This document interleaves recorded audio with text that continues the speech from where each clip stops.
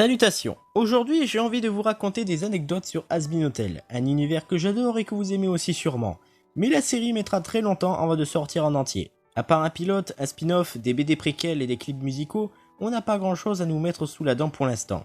Donc pour pallier à ce problème, je vais vous faire découvrir des anecdotes pour que vous puissiez en connaître un peu plus sur cet univers. Avant de commencer, je vais être franc avec vous, toutes les informations que je vais vous énoncer proviennent du wiki sur Hazbin Hotel.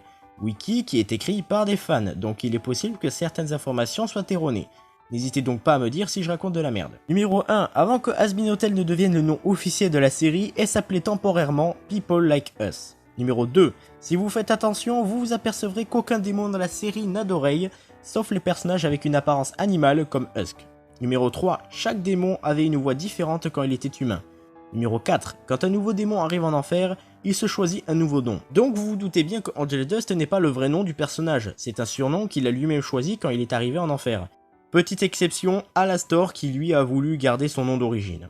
Numéro 5. Chaque démon a la possibilité de se changer en forme démoniaque, comme par exemple Charlie qui sous forme full démon a des cornes, des dents pointues et les yeux rouges.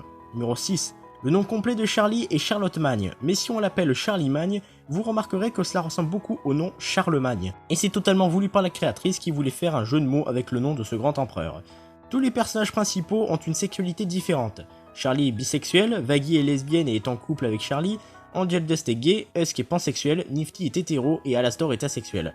C'est aussi voulu par la créatrice, mais elle précise tout de même que ce n'est pas à cause de leur sexualité si ces personnages sont en enfer. Numéro 8. Certains personnages avaient un design assez différent de maintenant à l'origine. Par exemple, Angel Dust avait des couleurs plus sombres et avait un air de cow-boy, Vaggie avait un design carrément différent, Husk était plus mince et Nifty plus grande. Numéro 9. Le vrai nom d'Angel Dust est Anthony, et comme son nom l'indique, il est italien et sait parler sa langue maternelle. A l'origine, son vrai nom devait être Martin, mais cela fut changé. Numéro 10.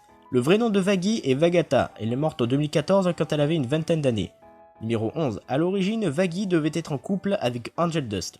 Numéro 12. En enfer, il existe une classe qui est assignée aux plus puissants des démons, les Overlords. Ainsi, Alastor et les parents de Charlie sont des Overlords, mais on peut aussi en citer d'autres, comme Vox, le démon à tête de télé, Velvet, Valentino le patron d'Angel Dust, Bethesda et Frédéric Von Eldritch, ou encore Rosie. Il existe d'autres Overlords encore non nommés et que l'on découvrira par la suite.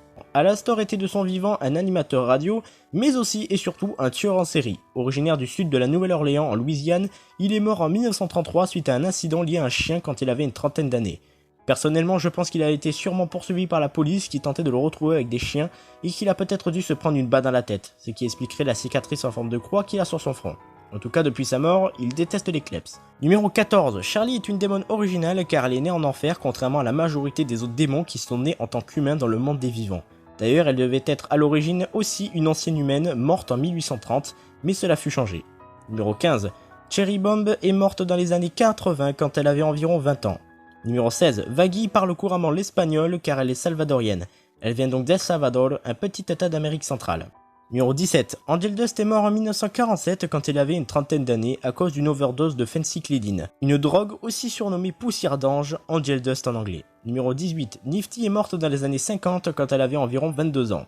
Numéro 19. Pas mal de personnages sont bilingues dans Hazbin Hotel, comme Vaggie et Angel Dust, mais aussi Nifty qui parle couramment le japonais, ou encore Alastor qui sait parler le français créole. Mais le meilleur à la matière reste quand même Husk qui sait parler l'italien, le russe, l'allemand, le chinois mandarin, l'espagnol et le japonais. Numéro 20. Pour finir, on va répondre à une question que certaines personnes se posent.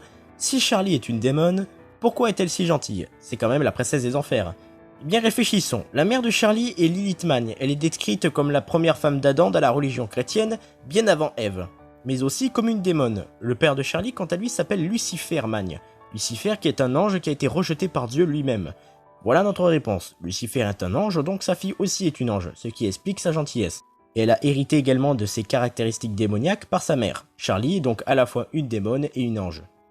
La vidéo est à présent terminée, j'espère qu'elle vous a plu. N'hésitez pas à me dire si vous voulez un épisode 2 avec plus d'anecdotes et sur quoi vous voulez en apprendre plus. Maintenant, je vous dis donc, ciao! Restez à l'écoute.